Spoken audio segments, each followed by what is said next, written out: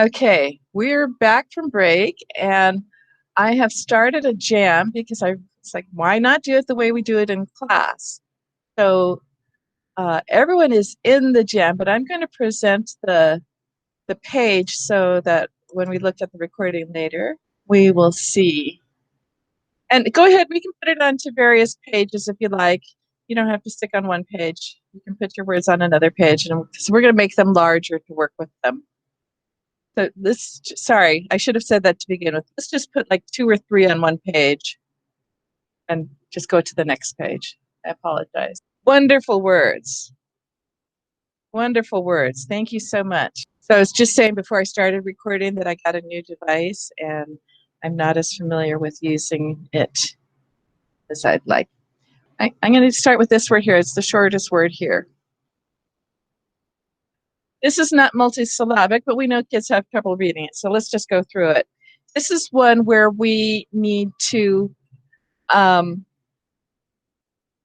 the content knowledge of knowing what sounds the letter combinations make, and we have to have the ability to blend. So this one here, I'm sorry, maybe a little bit laggy. I'm going to notice that there's an EI, and if your kids aren't familiar with it, you can tell them that the most common sounds of the EI are A and E. So we're just going to try the 2 different sounds and see which one makes a word that you know. Ready? As we blend the sounds together. Weird. Weird. Oh, is that a word we know? Yes. So this is often a word that we'll see in vocabulary lists, right? So in this case, we're not having to decode a multisyllabic word. What we're having to do is identify the pronunciation of the word and relating it to something that's in our semantic lexicon, a word that we know the meaning of, that we've heard. So, but then as we want the student to be able to use this word and recognize it again, we want to do whatever promotes the orthographic mapping. So then we'll go through and say, okay, let's listen to the word weird. What are we using in this word to spell the W sound? And go ahead and unmute yourself if you like. That's right, we're using the W to spell the W sound.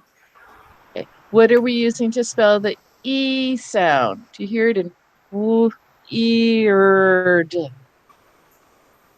What are we using to spell the E sound? E-I. The E-I, you're right. So that's a little odd. It's not our normal spelling. It does happen. And I might say it also happens in words like ceiling, or I can't think of another word right now. So here, looking at these words, the EI can say A, most often says A, and it can say E. And in this word, it says E. So we use the EI to spell the E sound in weird. And the other sounds there are ones that we would expect, right? The R spells the R sound, and the D spells the D sound, weird. Okay. So let's take that one out of the way. If I can say someone is weird, that's an adjective. How would I make it so it's a word of how someone acts? Make it into an adverb to mean how they're behaving. What would I do? Anyone? Add a suffix, ly. Which yes, I would add the suffix ly. And I could change this word here to make it an adverb to tell how someone behaves. He's acting weirdly. As it is right now, it's an adjective. It describes someone. Moving that one to the side. Okay, I'm going to pick this word here. All right, Lori, this was one of your words, was it? No. Okay, let's go through the steps here, everybody. Step 1, as we look at the steps for decoding multisyllabic words, step 1 is look for prefixes, suffixes, any morphemes that you're familiar with. Oh, familiar. Let's start with prefixes and suffixes. Do you see any prefixes or suffixes? The suffix. Okay, what suffix do you see? ITY. Yeah, we just looked at that in our game, right? Right. So often if we said cover up the suffix, kids are able to read it. But let's say we can't. So let's go through step 2. Do you see any letter teams? Letters that work together to make a new sound. So let's say we didn't see that. Do you see anything? Nope. Letters that work together to make a new sound, like the TH, the SH, the AI, the EA, the EI that was weird. Nope. Okay, so now step 3 is let's mark our vowels. So somebody go through and put a dot under the vowels, please. And while we're doing that, let me pull up, oh shoot. Let me pull up this word here, and somebody else, let's do the same steps on this word at the same time. I don't know who's doing it. Is that Laura? You're working on the vowels there? Yeah. Bernie, would you work on this word? Mark your suffix and then mark. Are you okay to do that? Do you want to do that? Or someone else want to attack this word? Mark your suffix, mark your letter teams. For dimension? Yeah, but let's pretend we couldn't read the word. We didn't know it. So I wanted to. Anyway, all right. I see. How many vowels do we see in the word you're working on, Lori? 5. The Y at the end. If the Y is not at the beginning of the word or the beginning of a base word, it is a vowel. So let's mark that as a vowel too, please. Okay. Okay, so there are 6, right? 1, 2, 3, 4, 5, 6. So we're going to have 6 syllables. Let's go through our steps. Between the A, the first A, and the I. Yes, thank you.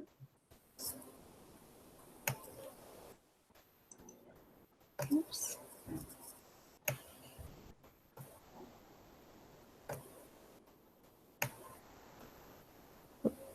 Oops.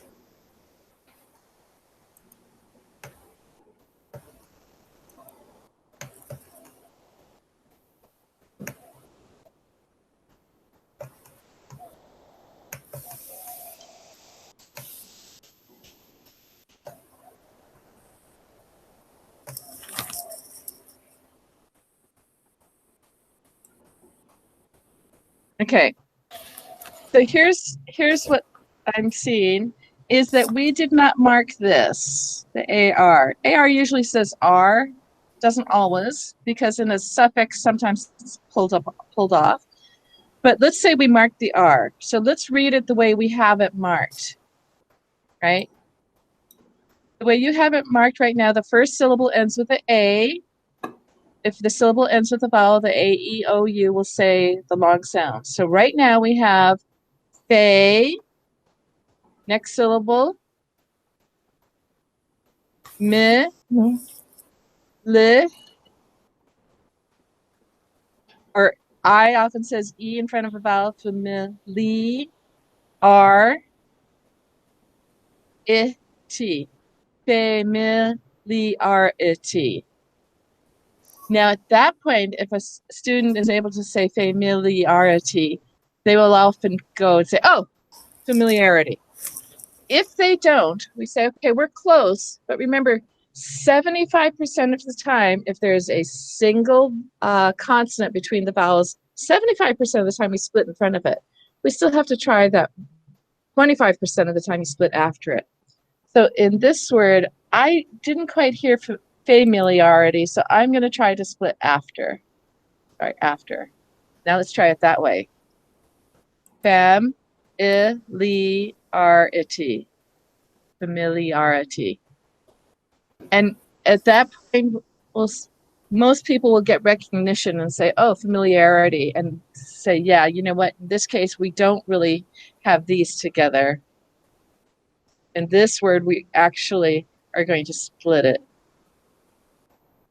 So when we have the word familiar, the AR is saying but when we go to familiarity, it actually splits up a little bit.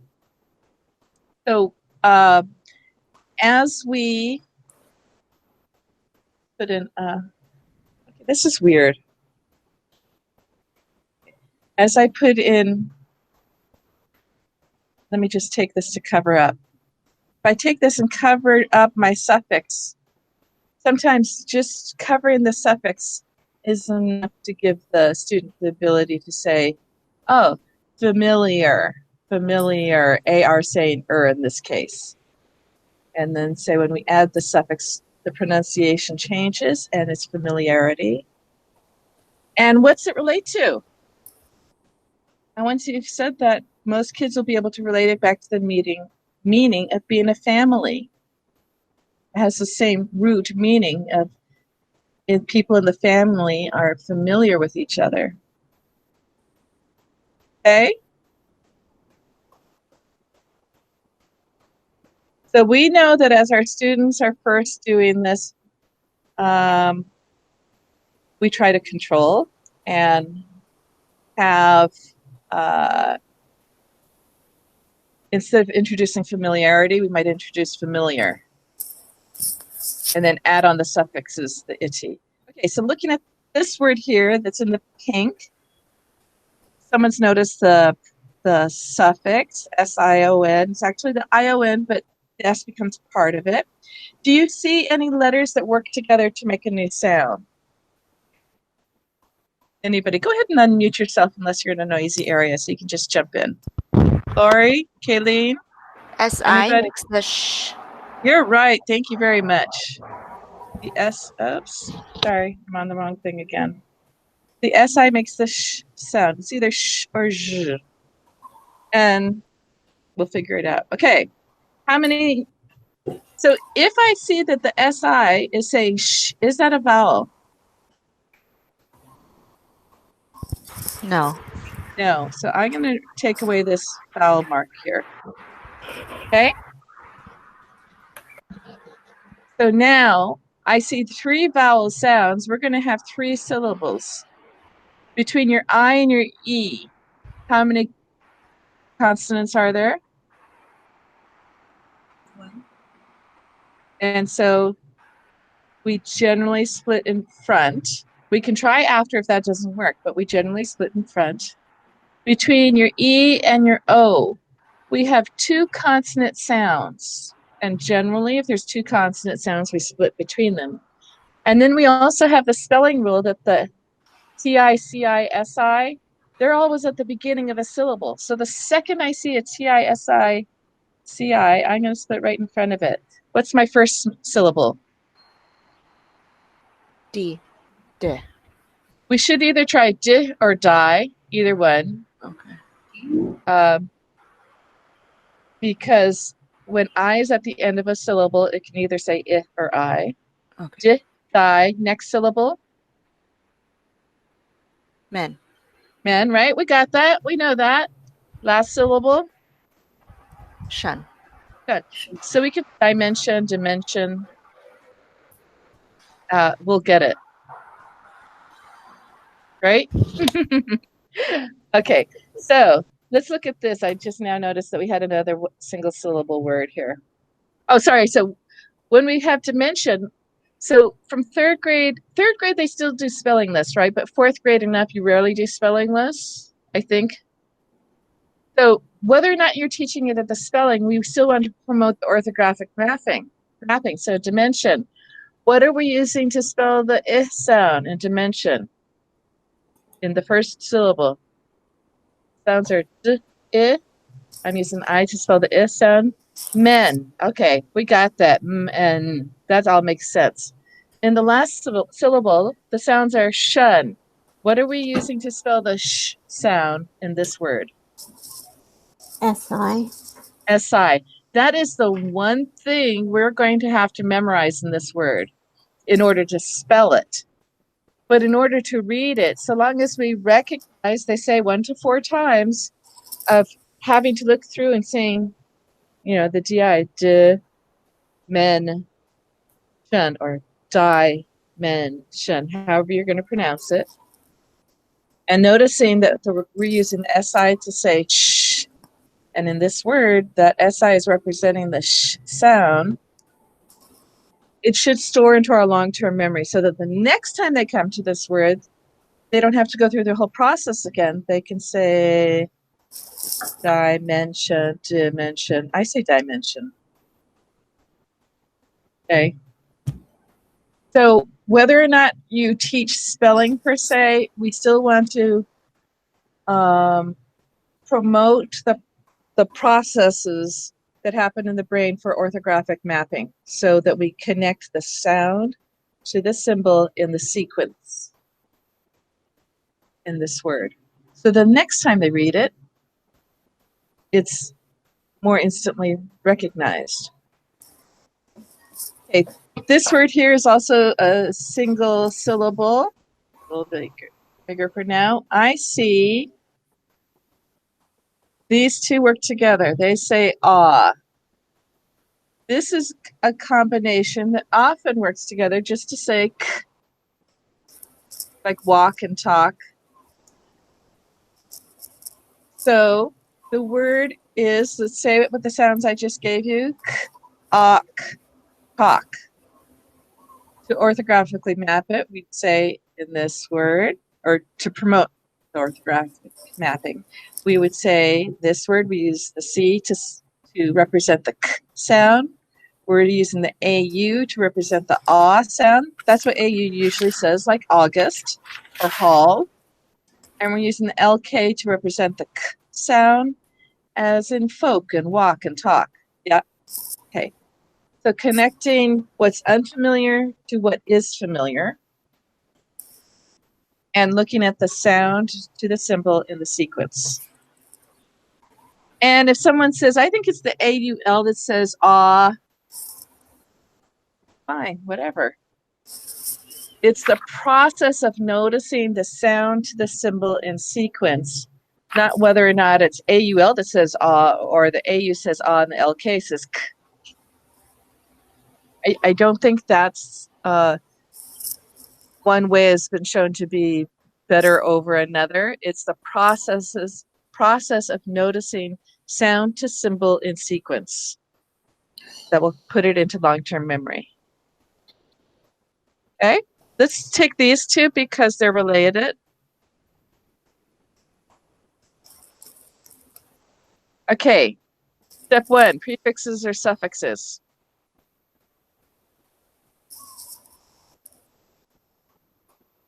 Someone might say, I think the S is a suffix.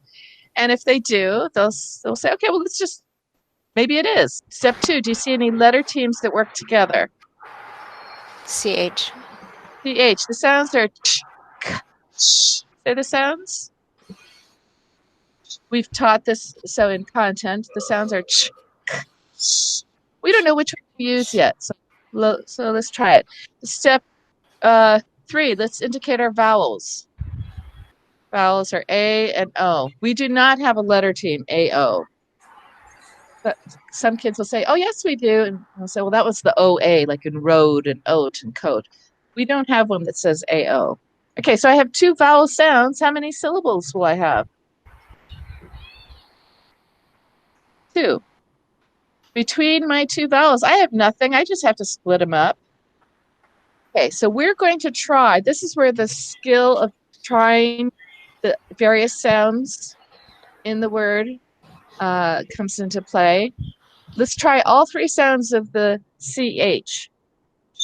And we know that A says A at the end of a syllable, right? The syllable ends with a vowel. The vowel A, E, O, and U will almost always say their long sound or their name. The second syllable ends with a consonant.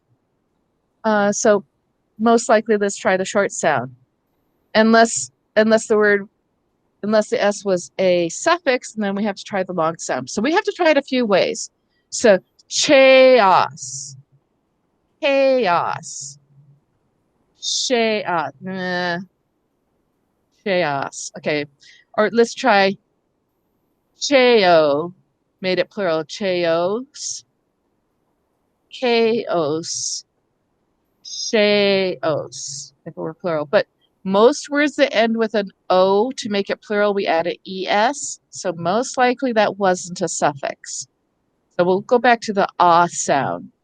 See how we're combining our knowledge of spelling rules and our knowledge of sounds. No one has it 100% at the beginning. Okay. Anyway, so no one has it at the beginning, but we're giving them the skills of trying out the sounds, and hopefully it connects to a word that's in their memory. And if it doesn't, then we just have to tell them. So if they go through this and they say chaos and say, oh, I know that word. Yeah, doesn't your mom say it all the time? Yeah, this room is chaos. So we let them try out the various sounds. So by doing that, I'm supporting the phonics, I'm supporting the spelling rules, and I'm reinforcing the skill of putting sounds together. If this is a brand new word for them, let's just go ahead and tell them. The word is chaos. And in this word chaos, I hear two syllables. My first syllable is K. The sounds are K, A. In this word, we're using the CH to spell the K sound. And did you guys know that you're learning Greek? Yeah, you guys thought you were learning English. I'm telling you guys are brilliant. You're going to learn Greek too, because whenever we have a word where the CH is saying K, that's a Greek word. So K, A says A at the end of a syllable. And I'm going to use the A to spell the A sound if I'm doing the reverse. Os, the sound is ah, spelled with the O. The sound is s, spelled with the S, chaos. So if they don't know the word, I will teach what's happening in the word in a way that promotes orthographic mapping. If I think this word is in their memory that they can recognize it, I'm going to just go ahead and reinforce the skills to decode a word that would be in their memory. So sometimes you have to make the decision. Do they know this word? If they don't know it, you're going to just teach it. If you think you might be able to get them to connect it to a word, or if you're just going through the practice of syllabicating. So it depends on which way you work. From sound to symbol, or sometimes you will work from symbol to sound. That makes sense? That we could do either process, not that. Sorry. Okay. And related to that is this word. Can we see that those words are related? Chaos is the noun. It's referring to the concept of having things all hamajang, all jumbled up. Whatever you want to say, whatever means something. That's when there is not an order to things. This word, this ending here,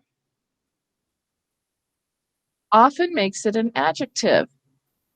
And in this case, do you see that we actually had to change the letter? And that happens. So now let's break up this word. Here's my suffix that makes it an adjective, ik. And here we go. We've got this letter team, a vowel, vowel, vowel, vowel, vowel. Why is it not working? Vowel, split it. Now here, we might split in front of the T, we might split after the T. We can try it either way. So is it chaotic or is it chaotic? Okay. Are we okay on that? Yes. Okay, thank you. Let's look at this word here. Okay, and let's do two at once. Who wants to work on this word and who wants to go through the steps on this word? And then let's see if you can go through the steps and then explain to us what you did. We have 2 brave volunteers.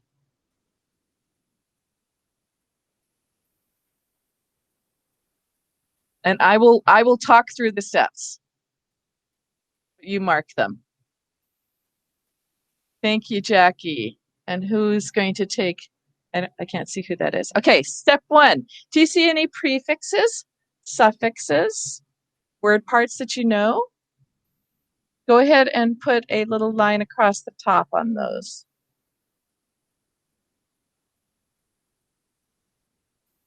Is someone on the word on the left? I can't tell if someone's there. What is this?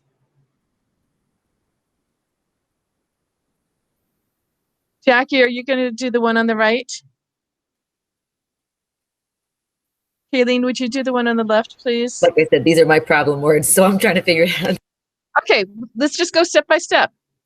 Kayleen, work on the one on the left, please. Are you okay to do that? Do Sure. you see? Okay, do you see a prefix or a suffix that you are familiar with? And if you're not, that's okay. If you're familiar with a prefix or a suffix, indicate it. If you're not, don't worry about it. Good. Mm. Okay. Oops, did it move? Hold on, sorry, it's stopping me from editing. There we go. Yeah. Okay. So the prefix N, if you're familiar with it, it also means to make. So indicate your prefix by like a little loop across the top, please, Jackie. So we're going to go step by step. Okay. Good. Step 2, do you see any letter teams that work together? Underline them if they work together to make one sound.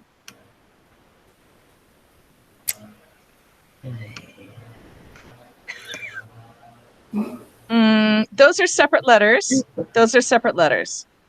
The R-A, oh, sorry, the O-U, yes, that's correct. So, Jackie, the C and the C, they're separate letters. We don't have to mark them. I'm talking about the SH, the TI, the EA, the TH, the ones that 2 letters working together to make a new sound. More dates. I got nothing here. Okay, so yeah, you have nothing there. Okay. All right. Step 3, let's mark our vowels. Put a dot under your vowels.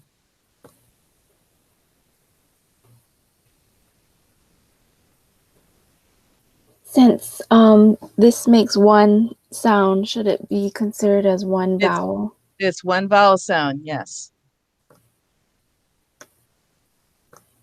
And E's at the end are 99.999% of the time silent, so we don't have to mark the E.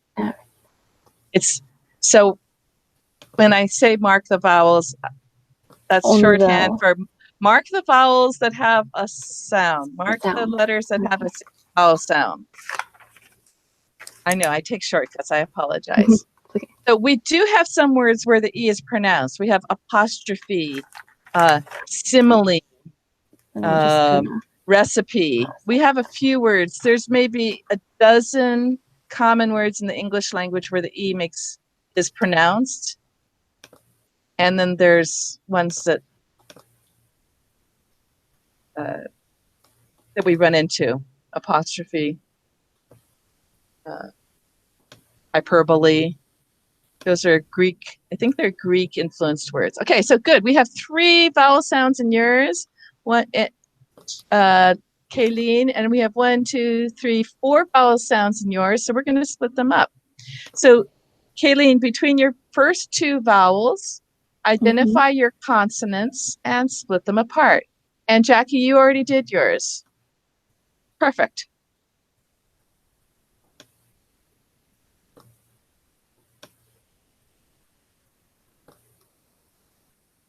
We don't have to split the A and the E because the E's not making a sound.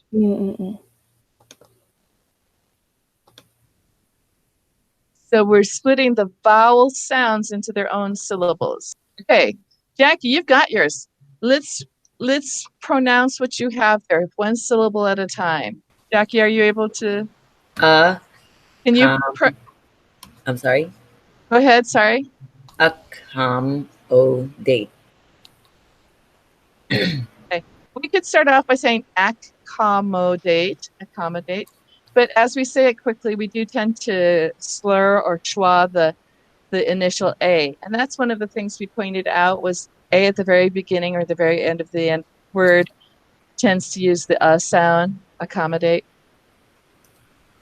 Okay, now you don't necessarily hear both C's as you're pronouncing it, but if you were to say both C's and both M's, you would still get to the real word. Correct? Accommodate. And then you just say it faster. Accommodate. And eventually, often we have to just tell kids where to switch syllable to stress. Eventually, we can say, you know what, the ac and the com are actually prefixes. We rarely ever stress the prefixes. So let's stress the first syllable after that. So that would be the mo. Accommodate. Let's try that. But, you know, the stressing syllables, as long as we can eventually get them from what they've broken up to a word that's in their memory. And if this isn't in their memory, we just tell them the word is accommodate. And in that case, we're actually stressing the com. So that's, you know, we rarely stress a prefix, but we do. But to promote the orthographic mapping, as you're putting this word into your lexicon, it's com, mo, date, date. And we're using the A to say A with the E at the end.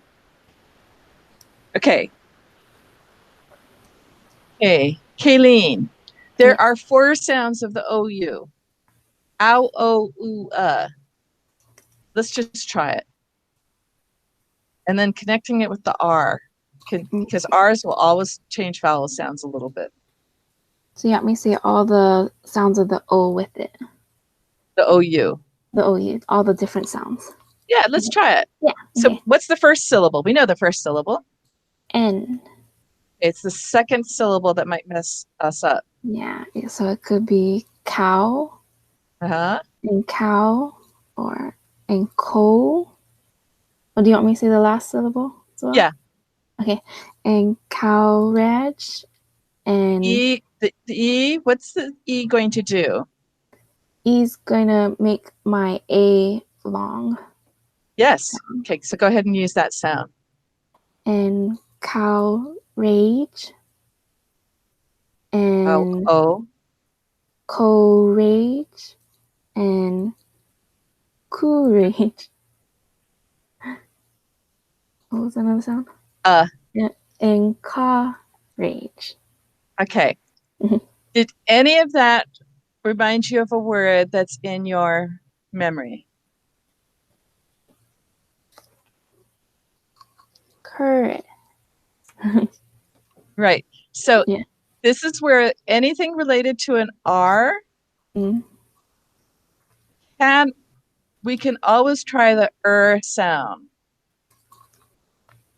Because for any vowel combination with an R, that's the schwa sound, and that might happen. So let's try that one more. And courage. Now, yeah, but we don't actually say rage like rage or because the last syllable tends to be unstressed. Right? So stressing the middle syllable and courage. And AGE, at some point we say AGE, we often say edge instead of age, like voyage, encourage, courage, manage. And we'll say, yeah, AGEs will often say edge instead of age. So promoting orthographic mapping. The sounds were N, E spelling the S sound, N spelling the N sound, N spelling the N sound. Cur, we use the C for the K. We were using the O-U-R in this case. We're using the O-U-R to say Edge, we're using the A-G-E to spell the edge. So the A is really making the S sound here. Do you see the beauty of the orthographic mapping of promoting just sound to symbol in sequence? That's for when we are instructing. We get to help the kids see those relationships. If they're on their own decoding, we want to give them the skill so that they can get close. And often they'll say, oh yeah, that's this word. And if they get close, they'll connect it to the word that's in their memory. Often we can just, cover up the N, cover up the prefix. Just covering it. Oh, no, it's not covering it. I can't get it to cover. Why can't I get it to cover, go on top? That's one of the things I'm not crazy about here. But often if you cover the EN. Can this be moved to the back? Let me see. Send backward. Oh, see, it's not even matching. Yeah, well, one of the drawbacks of... Oh, you can do it. Okay, for some reason, when I was doing it... When you click on it, on the 3 dots, it says order, and you can send to the back. Oh, yay. Okay. Good. So now you can do that, and maybe they'll see the courage. So often, if we teach them just by identifying the prefixes and suffixes and kind of hiding that, that's all we need to do. But it's helpful to go through all the steps sometimes. So there are going to be words that even when they cover prefixes and suffixes, they still don't get it. So they need to know the steps and practice the steps. Okay. I'm going to go through some of the weird things that happen in some of these words. Okay. Oh, so while we're looking at encourage is a verb. I will encourage you to do your best. How would I make it past tense? Anybody? Add the D. Add D. What does D do? Makes it past tense. D makes the word past tense? What is our morpheme that makes the word past tense? Thank you, Lori. It's the ED. So I drop the E. Remember our spelling rules? I'm going to drop the E and add in my vowel suffix ED. Right. Because the ED has meaning. It means in the past. The D by itself. So I know kids will say, I'm just going to add a D on here. But if we can use whatever we're teaching to reinforce the concepts that they have to apply to other words, we're going to drop the E. We're going to add in a vowel suffix. I can support what they'll have to do elsewhere. Okay. How about if I want to... this is a verb, encourage. It's to give you courage. It's to make you. En means to make, whether it's a prefix or a suffix. I'm going to make you brave I will encourage you. So that's the verb. If I want to make it a noun, what is the word that's the concept of being made brave?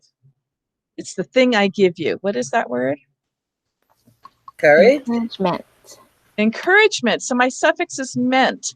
How would I add that to this word? And I would have kids make another sticky with that. And I'd have the kids make stickies with the derived words. So they can see that they can, if they know courage, they can spell encourage. They can spell encourage. They can spell encouraging. They can spell encouragement. And hopefully we'll get to courageous. That might be related. So if I wanted to make it encouragement, what do I do? Anybody?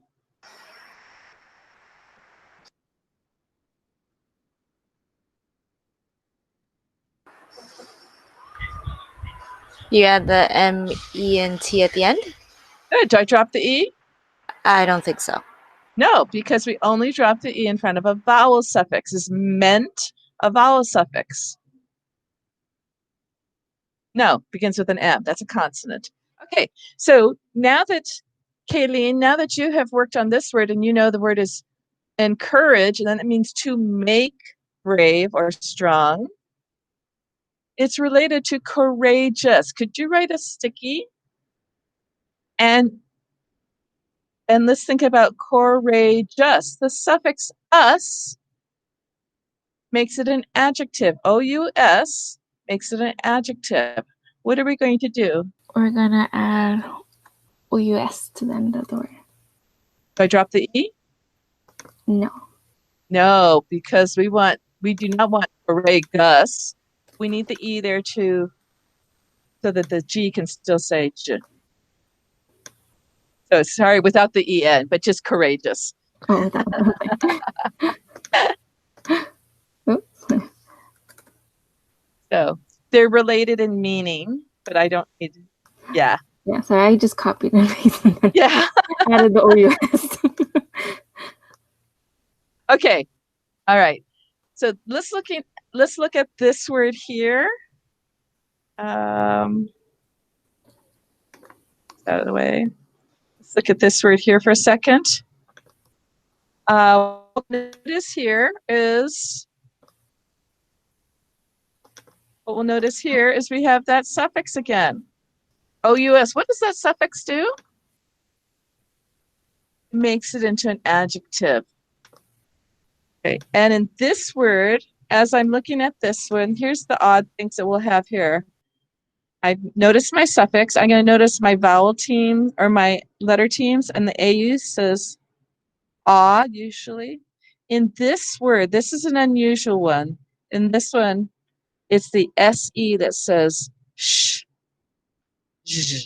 Usually we have the TI, CI, SI. There are actually about 20 combinations that happen in words. The TI, CI, and SI are the most common, but in this word, it's the SE. So let's just notice we have a vowel here, and we'll split there. Let's pronounce this word using the sounds that we just looked at.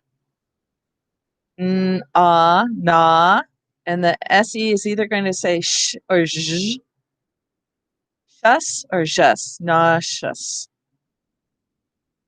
And in this case, it said sh. Okay?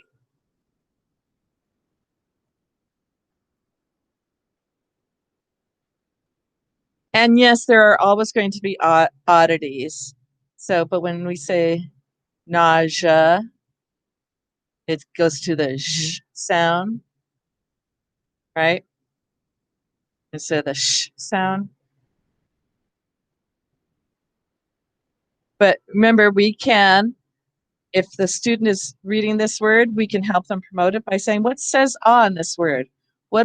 So we have the na sh. What are we using to spell the sh sound in this word? That's right, we're using the SE to spell the sh sound in this word. Okay, that. This word here is, remember I told you that English words don't end in IU, V, or J? That's an indication that this word is not originally an English word because it's ending with an I, but we'll still follow the rules. I don't see prefixes or suffix. I don't see letter teams. I'm going to just mark my vowels.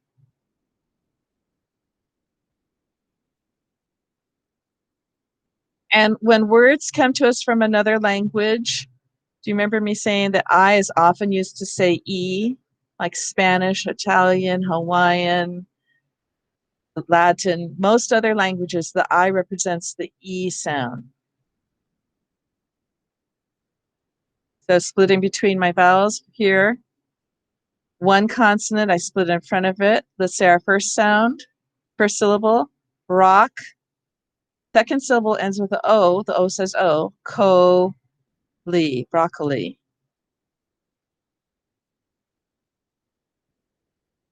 Will our students be able to read this?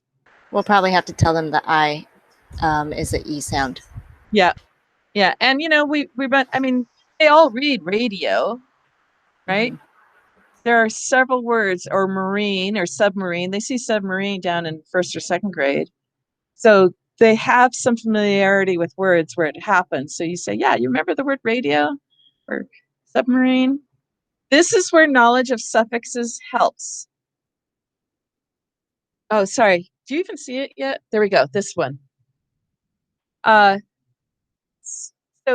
this is why I like to indicate suffixes first. So if we're familiar with this suffix, we see it as a suffix that is generally used as adjectives. Then if we see it as a suffix, we're not trying to connect these two together. For instance, if I wrote this word,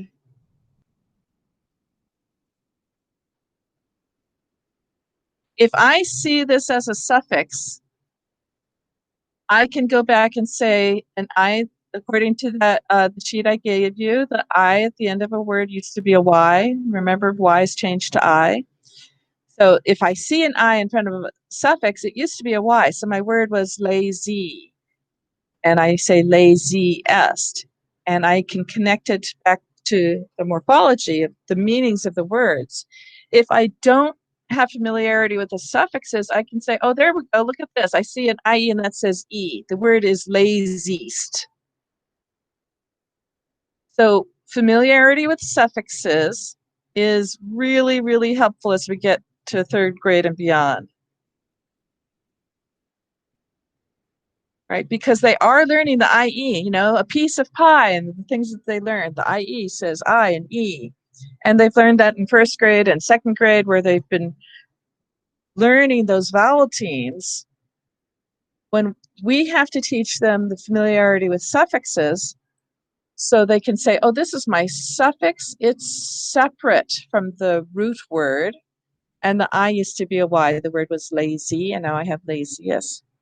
Now here, I cannot say that I used to be a Y and have a word, obedi, but I still have familiarity with the suffixes because remember I said in Latin words, often the root can't exist all by itself. It has to have the prefixes and suffixes with it to make sense. So in words like lazy to laziest, that's not the Latin words. You know, lazy can stand by itself. It is a base word and it can stand alone. But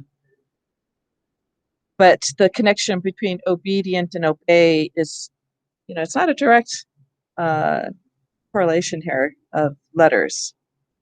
So, but familiarity with the suffix allows us to identify the ENT as a suffix. It generally makes words into adjectives. And because I can identify it as an adjective, I'm not trying to tie these two together. So now when I mark my vowels, I see 4 vowel sounds, and I can separate between the O and the E. There is 1 consonant split in front of it. Between the E and the I, 1 consonant split in front of it. Between the I and the E, nothing. I just have to split it. So now I will say O, B.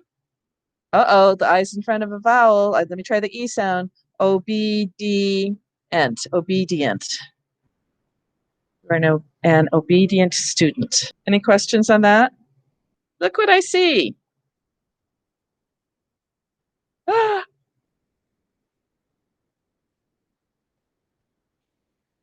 I've got that suffix again. Okay. Add is a prefix, but if we don't know it, we don't know it. So familiarity, this is what I'm saying, familiarity with suffixes is really the first step because you can generally decode a word and connect it to something in memory, even if you don't know the prefix. Prefixes are helpful, but you can generally decode the word even if you're not too sure about the prefix.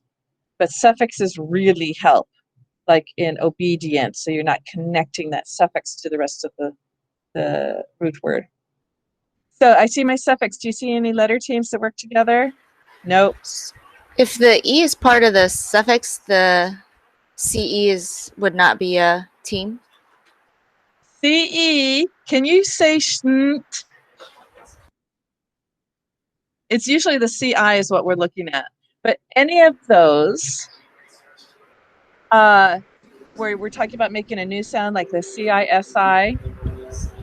Let me just look this word.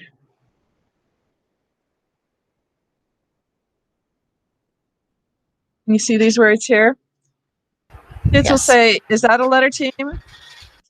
Must be. I see a TI. But and this is where I said those Latin TI, CI, SI, or any of the other permutations that we've got, can only say sh if the next letter is a vowel, because we can't say sh, not in English. So it's not actually.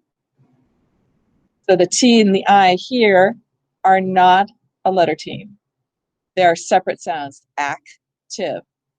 But here in this word, the TI is in front of a O. I can say sh in front of a O. There's action. So the TI, those only exist as letter teams in front of a vowel. The CE, the E is part of the suffix, but it still affects the sound of the C, but it's not a letter team making a new sound. Okay. Okay. So, marking my vowels. Between the A and the A, 2 consonants split between them. Between the A and the E, 1 consonant. We're going to try to split in front of it. That's what happens most of the time. Let's try this. The syllable ends with a consonant. The vowel uses the short sound, add. Syllable ends with a vowel. The A will say A. J. Add J. The C is in front of an E. It's going to say adjacent. Here we have, do we recognize a prefix or a suffix? Maybe, I know A and C is a common word ending, but I can't think of what it means, but maybe I'll indicate it, you know. So, that's what kids will say. They'll say, oh, I've seen that before, like in whatever words. Okay, maybe it is. It's okay. But let's look at our letter teams. I see the UI. Anyone remember what that one says? The most common words are juice, suit, and fruit. The sound is oo. So let's mark our vowels. Here's a vowel sound. Here's a vowel sound. Oh, E's at the end are silent. I'm not marking it. I only have 2 vowel sounds. I'm going to have 2 syllables. Between this one and this one, I see 1 consonant. Generally with 1 consonant, I'm going to split in front of it. My first syllable, the UI says oo. New, my second syllable. What's happening with that E? Whenever you have a silent E, say, what's the E doing? In this case, it's not making the A say A. It doesn't jump over 2 consonants to make the A say A. It's just there to, so the C will say S. So in that case, the syllable ends with a consonant sound. The vowel uses its short sound. So, sans, new sense. Okay, are we good on that? Okay, I love this word. Here. This word and very common. And the T-U-R-E, so the ending is really the U-R-E. But when we see the T-U-R-E together, and we tell kids, it should say ture. We don't say ture. None of us says ture. It says chur. So if you hear yourself saying chur, it's spelled T-U-R-E. If you see a word that ends with a T-U-R-E, you probably say chur. Okay. Let's mark our, so it's called a final stable syllable, a syllable that's not really a suffix, but it happens often. So we become familiar with it, and we say, you know, you can be silly and say, I went on an adventure out in nature. I did a sculpture and had an adventure, and I sat under the beautiful tree and read some scripture or whatever. And it's like, oh, stop already. We don't talk like that. Like, you're right. But I kind of say adventure.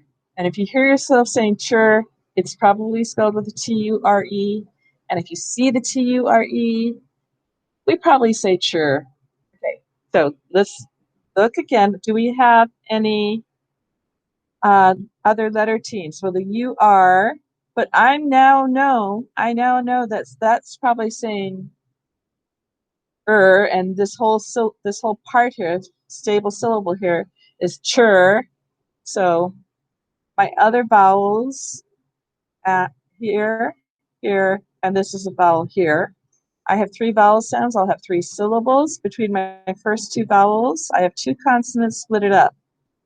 And here, this is a syllable I've become familiar with. I'm going to split it here. Add, right? The syllable ends with a consonant. The vowel uses the short sound. Add. Syllable ends with a consonant. The vowel uses the short sound. Ven. Adventure. Okay. Anyone see anything that on the second page?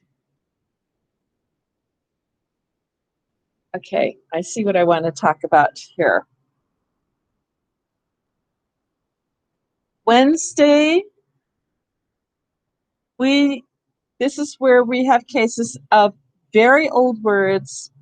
The spelling stays the same, but the pronunciation changes. I have this word here.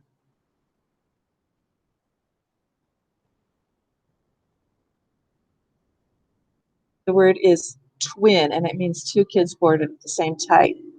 And I have this word here, and it means 2 times. I have this word here, and it means 2 tens. Can I go on? And then I have this word here, and it's related in meaning, but the pronunciation has changed over time. People used to pronounce it as twu many, long ago. And how do we know? And we don't have recordings. Apparently, there were references of, and they can tell by rhyming things, how things were pronounced. I'm not the linguist, but linguists say it used to be pronounced as twu. But over time, the pronunciation changed, the spelling did not. So we have the number 2 spelled with a sound we don't use anymore. So to orthographically map this for younger kids, we'd say the sound is, and in this word, we're spelling it with the TW. It's just weird. The sound is oo, and we're using O to say oo, just like we do for do, and the other word too, where the O can say oo. Okay. So very old words, often the pronunciation changes over time, where the spelling did not change. And that's what we have happening in the name of this day. So this day here, we do not pronounce it like that. It was named for Woden, the Greek god, Roman. I think it was a Greek god, Woden. I'm not sure of my mythology. So it was named for him, and it was Woden, and it was Woden's Day, and then it became spelled in some places as Wednesday, which we now get Wednesday, and we don't pronounce the D anymore. So this is where we have to just tell the kids the first time they see it, that if we do this thing here, we do this and say it looks like Wednesday, and that's actually But I think every time I have to spell it, otherwise I will not spell it correctly, I will think Wednesday.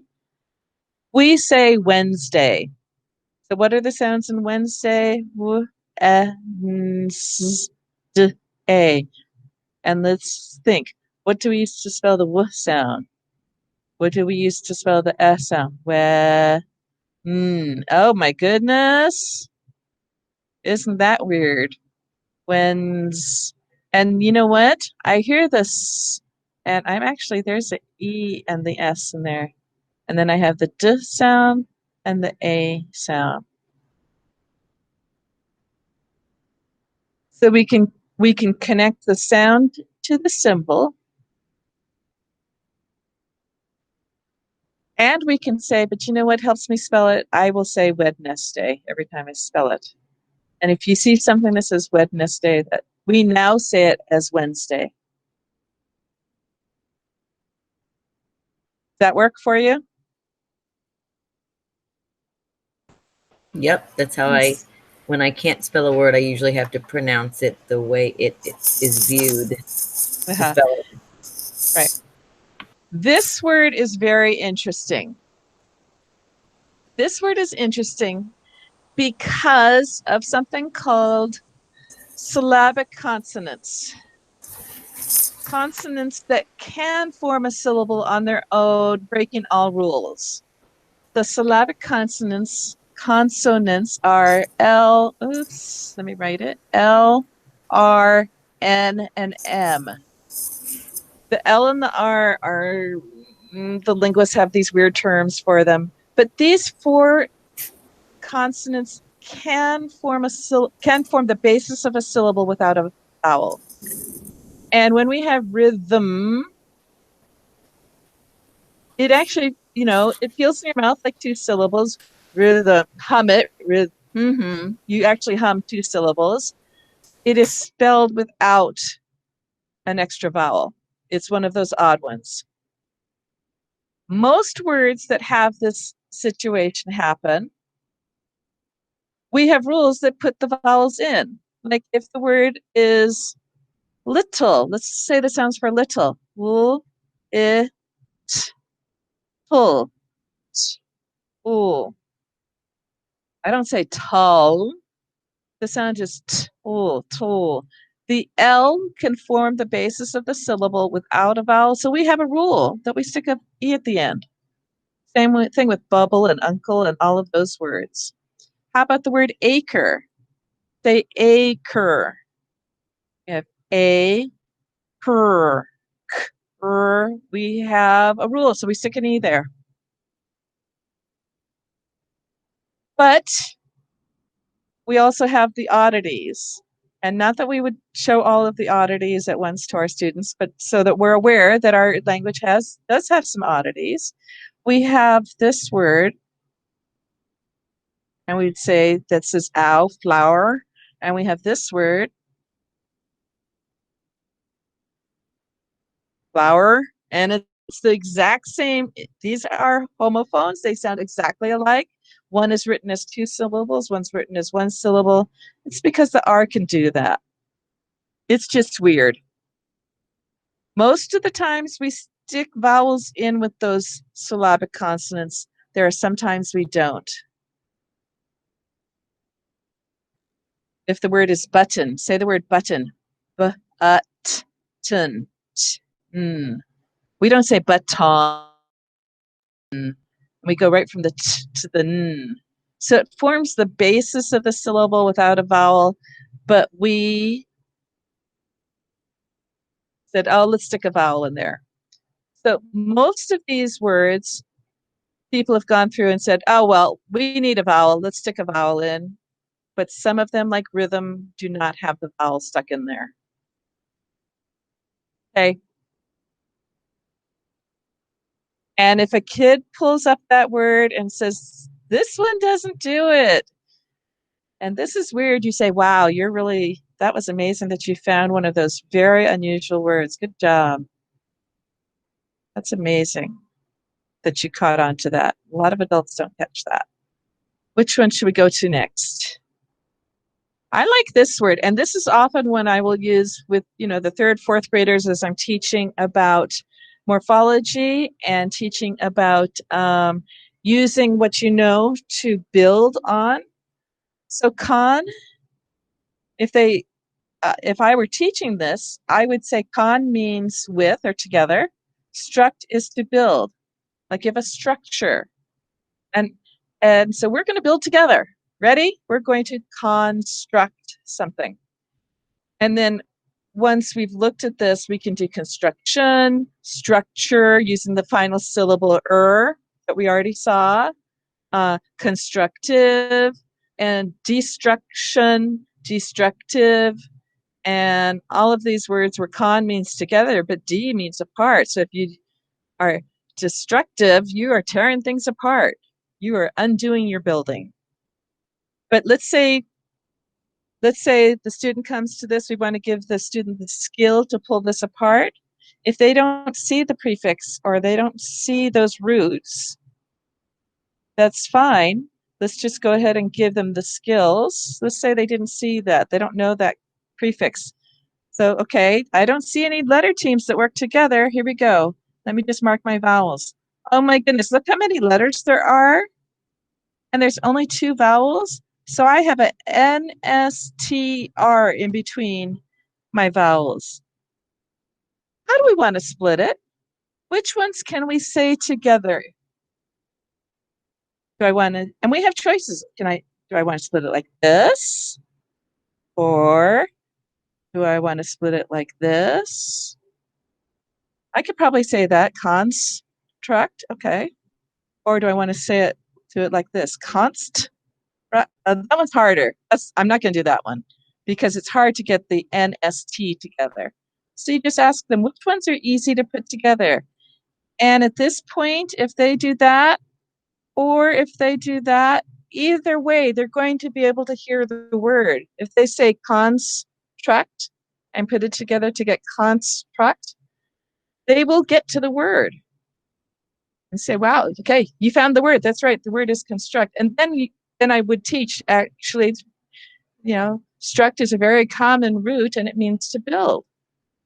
And, like there's construction and structure and whatever else. So saying that you have to do it like 2 and 2 or 1 and 3 or 3 and 1, you just ask the students, which ones can split up that you can still pronounce together? This one is odd. And here's where morphology helps. Everyone will, not everyone, but many of our kids will say, oh, I see science. I know that word, science. And so conscience. And you say, that is exactly what it means. That's exactly what it means. Because science means knowledge, con means with. So it's with knowledge. That is exactly the meaning. That's not the way we pronounce it. Let me help you with that. So let's go through. Maybe if they're coming to this word, hopefully they now know this prefix, right? That's why they thought it was conscience. But let's say, okay, now let's go through. Do we see anything? Maybe this works together, but it doesn't in science, does it? When I say science, I keep it apart. So maybe it doesn't here. I don't know. This one's weird, right? So we can fiddle around with it. And what I'm trying to say is that it's okay to fiddle. The more we're fiddling with the word, the more we're interacting with it, the more that we're recognizing that we'll get to sounds corresponding to symbols, corresponding to a meaning. So it's more important that we interact than we have, this is the one right way, let's do this, okay? So, but let's say, okay, so I hear maybe this is the end silent. I'm not going to mark that. Okay. Oh, wait, letter teams. Is this a letter team? Maybe. Maybe it is. I know there's a CI, but I don't know about that S. And we can sit there and look at it. In any case, with this word, I'm going to eventually have to teach them because this is not one that's going to be easy to get to, right? And I'll say, actually, you're right. In this word, the whole SCI is going to say shh. So we've seen SI saying shh. We've seen CI saying shh. In this word, it's the SCI that's going to say shh. It's odd. I know it. Con shh ends. And this E makes the C say s. Okay? Conscience. Your conscience. And it means with knowledge. When you have a conscience, that means you have knowledge in your head that's supposed to guide you. So my conscience does not allow me to steal or to lie or to do whatever because I have knowledge in my head that it's wrong. And you connect it to meaning. So in this case, we're not going to get to it easily, but we can point it out.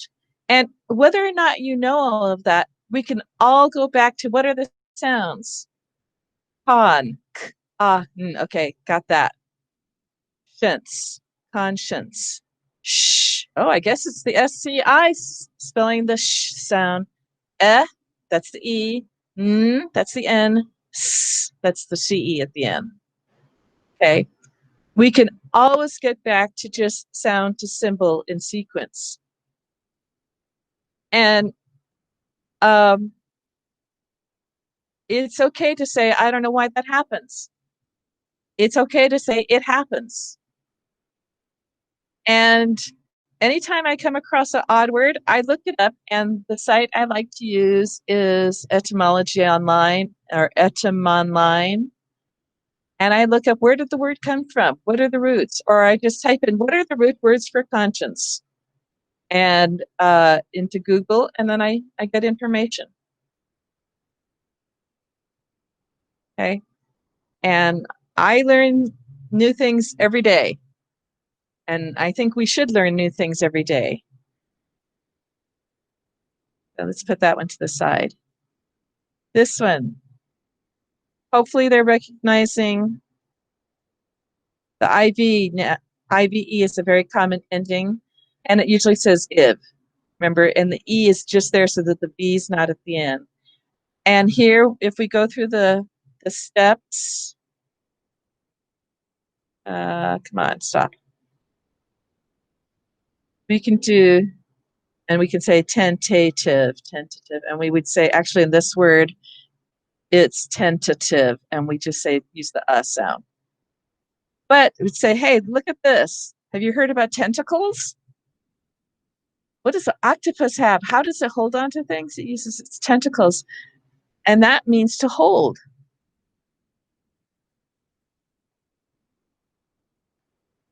So every time I get a new word list, a vocabulary list that the kids have to learn, I look up the definition. Even though I know the definition, I look up the definition, I look up the etymology, see if there's something interesting I can bring to the table about where the word came to us, or it's like, oh, I didn't know it had that root. I didn't know it was related to this word. That's kind of cool. Prefixes and suffixes, anyone?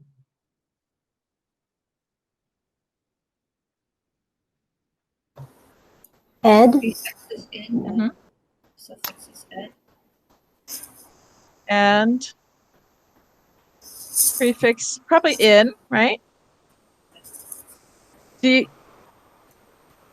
So following our steps, do you see any letter teams? No?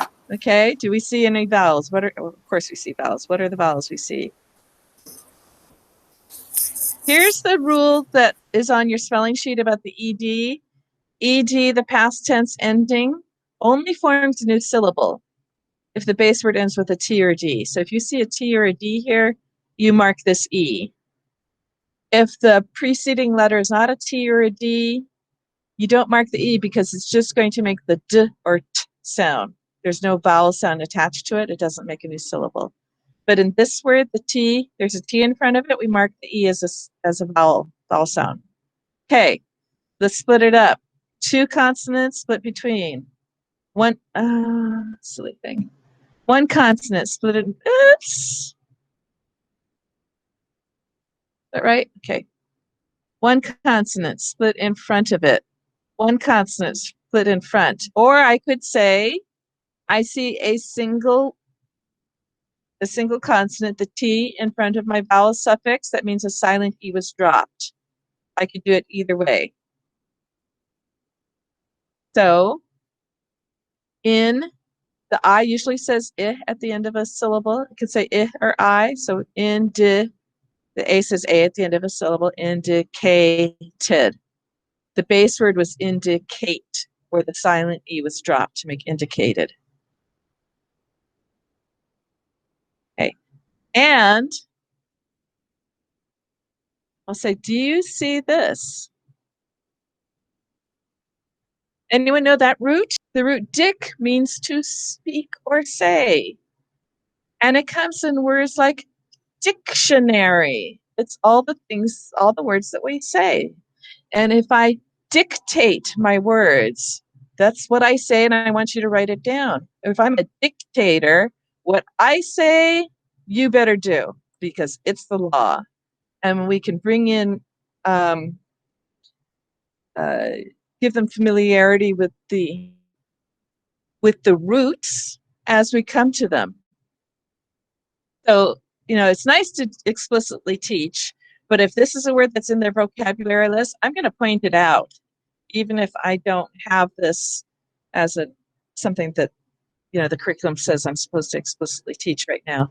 Because the more we point things out to them and get them familiar with the roots, the better they're able to see it elsewhere. When I have my choice to do vocabulary, I do it by morphology, and I work from, suffixes, prefixes, and then roots, and then using those roots to help expand vocabulary. But often we don't have a choice, right? We have to teach what's been given to us. So at every point that we can, we support morphology to help open more doors for our students.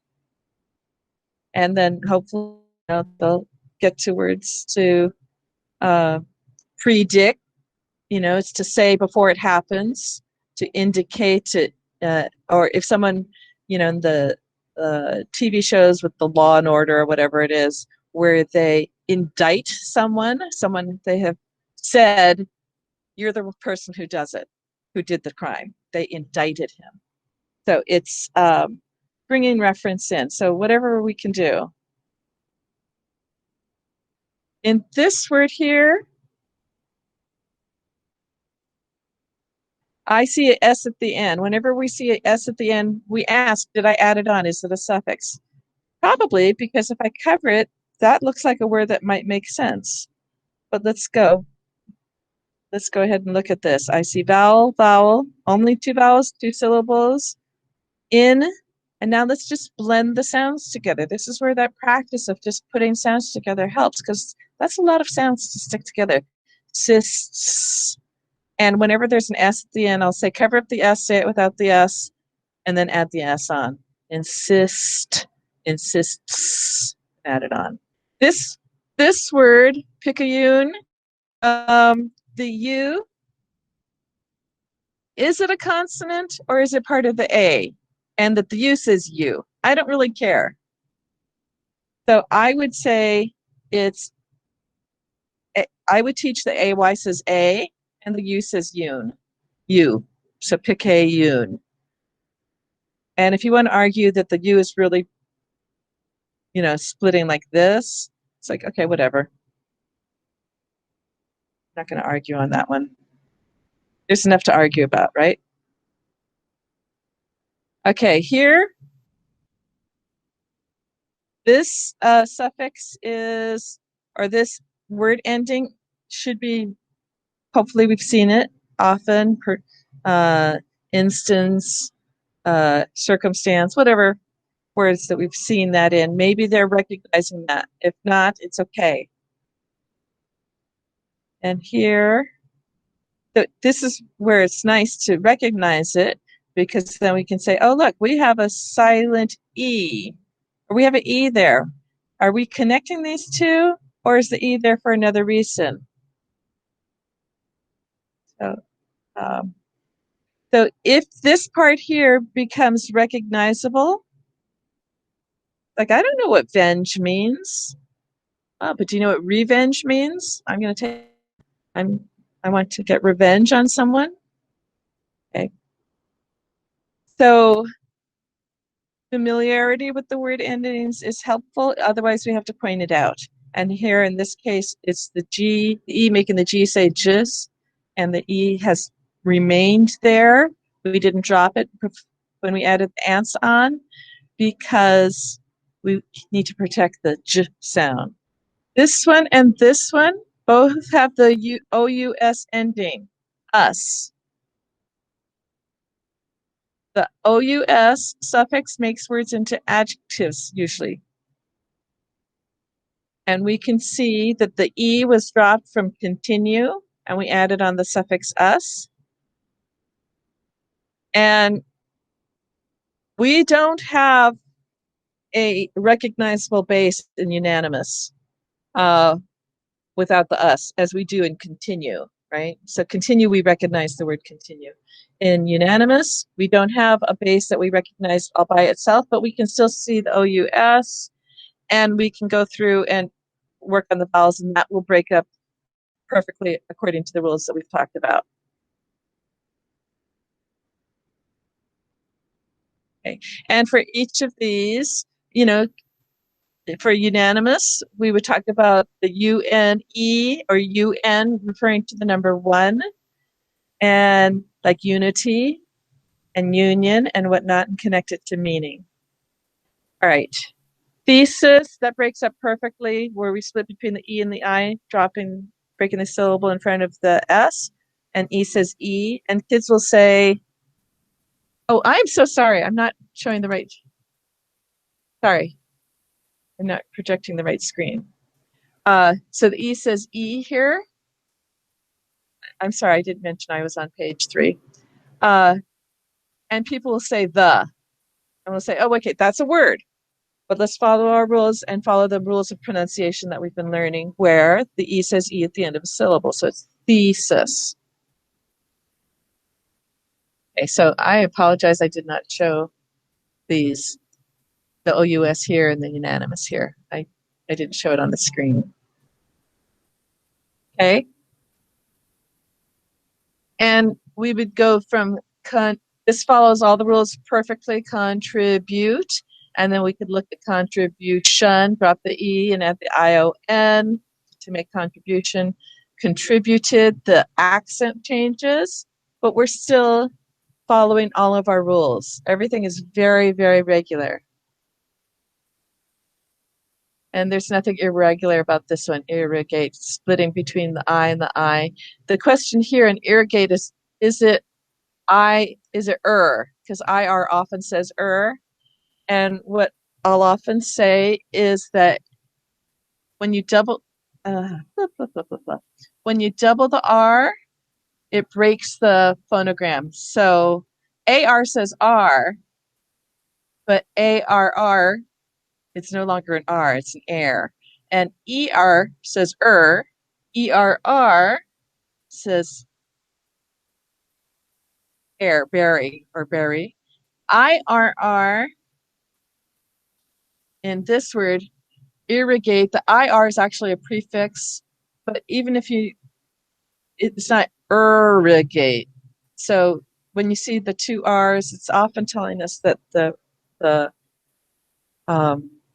R-controlled grapheme is not doing the simple sound. Okay, I know I'm rushing and probably not speaking well right now. Oh, that was it. Okay. Whew. Any of these other words you want to talk about?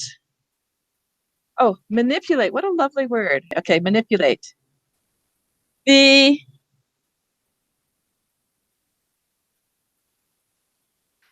Hopefully we see the 8.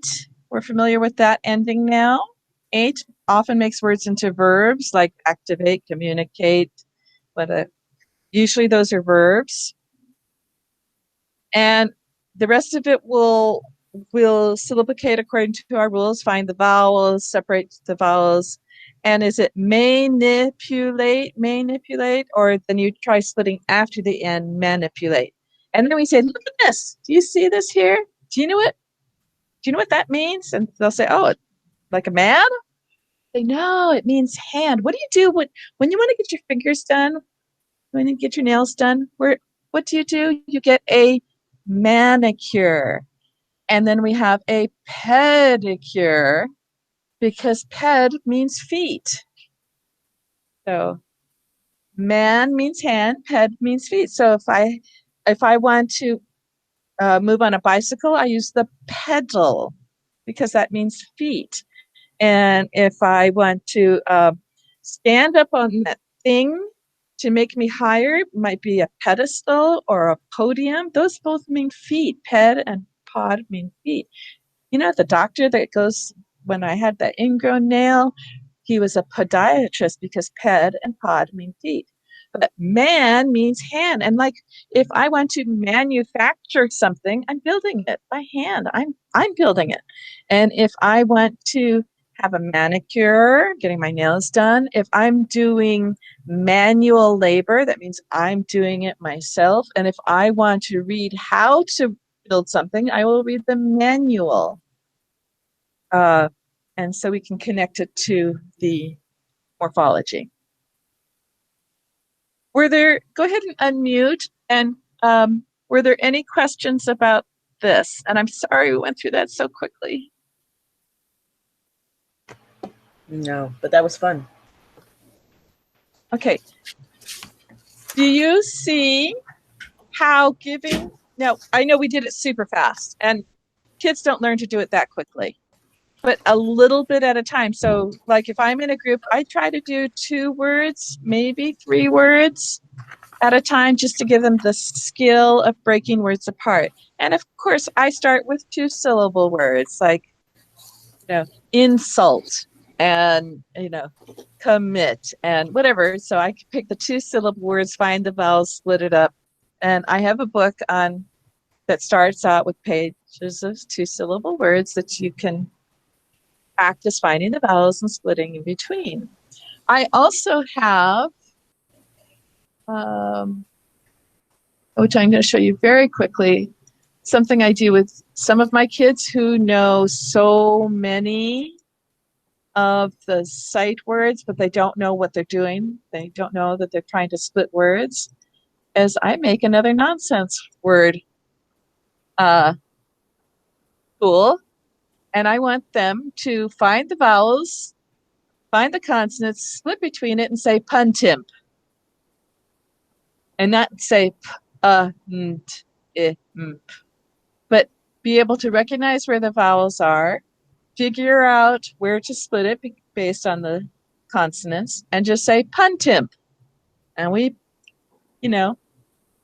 some kids need this type of exercise because they have too many sight words, but they don't transfer that ability of splitting the sight words into syllables into when they meet an unknown word.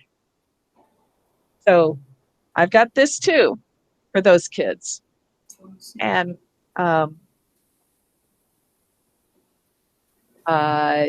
some of them need it and most don't. Most don't. Because most kids that come to us not reading 2-syllable words, they can use real words, they just need to find the vowels and split it. But the ones that have that so many thousands of words in their memory, but still cannot segment an unknown word, this is a helpful exercise. So here, when I have identified the vowels and one consonant, I want my students to say supus, and then say, oh, but that happens most of the time, suppus.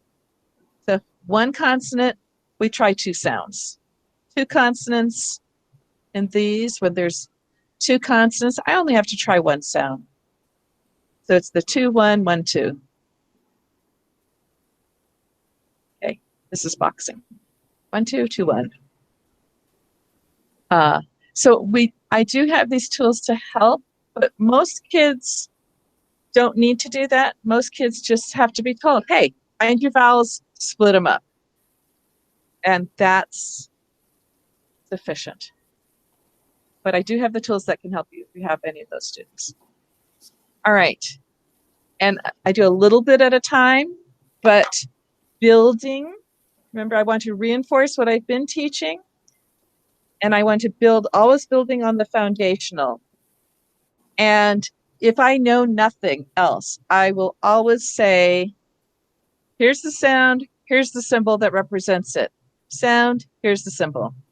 And then ask them, how are we spelling that sound in that word? And let them say, oh, we're spelling it with a GE, or we're spelling it with an OU, or whatever it is. Because when they recognize the sound that's mapping to the symbol, or the symbol mapping to the sound, they're better able to place that word into their long-term memory. Okay. So that went really fast, and I'm sorry. Any questions? Okay, so big ideas, foundational skills, phonological awareness, phonics. And with the phonics, it's not just the sounds, but the spelling rules. Big ideas, orthographic mapping, mapping the sound to the symbol in sequence, going from speech to print first, but we have to give them print to speech practice. And then the big idea of we give them the content, they still need the drill, and they still need the weight training. You know, they need the practice, the part that practices what the brain has to do. Always connecting to meaning and reinforcing what we want. So not the short term, this is the word that the student has to learn right now, but remembering long-term goals. We want to be able to unlock 30 to 70,000 words plus for our students. Okay. Did I miss any of the big ideas here? Okay, any questions?